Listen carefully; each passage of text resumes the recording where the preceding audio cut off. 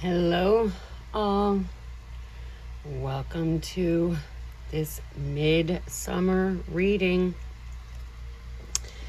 Now, before I do get into this, obviously we're going to go ahead and we're going to call in Spirit first. Allow Spirit to come and to settle with us. Okay, so before I get into this reading, I just wanted to give a little background on what midsummer is. And I'm first gonna read a little bit from the Witch's Bible. And this is about midsummer, the 22nd of June. So it is, it's the summer solstice. It's one of the Sabbaths that if you're pagan, if you are practicing Wiccan, this is something that you do religiously. It's a ritual that you do. But it says down here, but the Sabbath cycle, even at the height of its joy, always takes into account what lies behind and before. As the ancient Greeks put it, I'm probably going to butcher this, Panta Re Uden Mene, which means everything flows, nothing is static. Life is a process, not a state. And the witches' Sabbaths are essentially a means of putting oneself in tune with that process. Okay, now if we go to the Solitary Witch, it's the ultimate book of shadows for the new generation. And we come and we look at the midsummer, summer solstice. The date is June 20, 21st, 22nd, depending on the calendar, when the sun is at 1 degree Cancer. Now, the meaning of the word Letha, which is another name for the summer solstice, it means moon. The planetary ruler is the moon. Okay, so we have two forces at play during the midsummer solstice. We have the sun at its fullest, but we have the moon as the ruler. So we have the divine masculine and the divine feminine. There is a power balance going on during this time. It is a time to gather oneself, right? To become balanced. The primary ritual focus is love, marriage, and divination. So why wouldn't we pull some cards today? So, yeah, it says right here, at midsummer, the sun is at the height of its strength. And as with the other quarter festivals, the main element used in popular custom was fire. Because the sun is fire. But remember, the planetary ruler is the moon, right? The moon, the mother, is what births all things. So as the sun sets, things, the sun is and will always be the same. It sets and it rises, right? So there's always that nuance, that power play. And that's what needs to happen inside of us. We need to be able to balance both our masculine and our feminine energy, right? So let's go ahead and pull a card from the Alchemy deck before we pull some tarot cards, just to see what's coming out of this today during the midsummer. Universe, source, and spirit. What do you have for the collective today? Midsummer. The sun is at its highest, bringing into balance. What do we got? And we have the sun. Okay, so I did just shuffle those, and I did just cut those. So it's the sun. I believe we got the sun yesterday in the reading as well. What do we have behind it? Oh, coagulation. Okay. That's good. That's good. So this is the binding, right? Let's see. Let's find our book. And we have coagulation. Let's find it.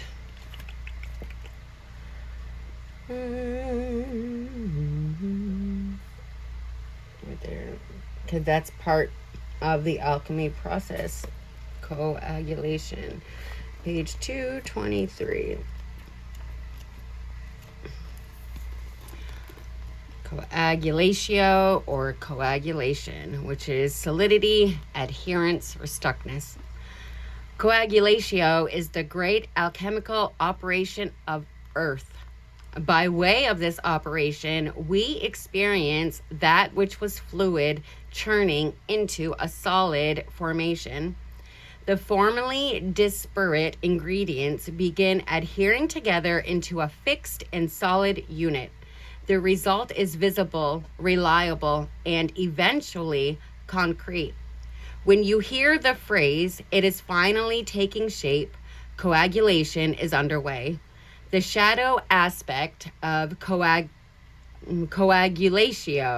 is that the elements may have come together without much awareness, and in turn they become unconsciously attached. Inertia and resentment set in. The parts can no longer separate, even if they wish to.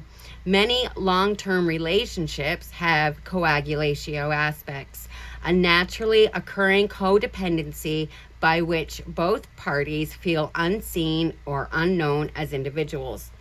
The work of coagulatio is to experience the merging with other while not losing oneself in the mush. Okay. So, to experience the merging without losing oneself. So, there's somebody within this collective that has been pouring too much of themselves out into somebody else. Right? You're getting lost within this other person. It's like you're no longer yourself, but just an extension of them. And it's time for you to find your own light. It's time for you to find your own light. It's time for you to balance yourself. You don't need this person to make you feel whole. You as a person are already whole. You have the light inside of you. It's just been darkened by this other force that you have mistaken as love. That's deep. Okay. Let's see what we got. You've gotten lost in the darkness of the force that you have mistaken as love. All right. Oh, yes, the Queen of Swords. So this is where you are needing to see things more objectively, not subjectively. What is really going on, not what you think is going on, but what can you see with your eyes, right? What can heal this cognitive dissonance of, I think one way, but I'm doing something a completely different way? This is you needing to tap into yourself. You inherently know what you're supposed to do and how you're supposed to go about it, but you've been bogged down. You've been covered up, you've been overshadowed, and you've allowed that because of the way things have been handed to you. Judgment. Yes, this is time for you to remember who you are. This is time for you to become whole. This is self-realization. This is reflection on how you have gotten to this point in your life so far. How have you become just an extension of this other person? How have you lost your way? How can you find yourself? How can you make yourself one again with yourself? How can you bring that light back into yourself instead of pouring it into other people? So this is an awakening of your true potential, of the situations that have been around you. This is you realizing that you have a choice. You have a choice. Either stay in the darkness or come into the light. And the Wheel of Fortune. Yeah.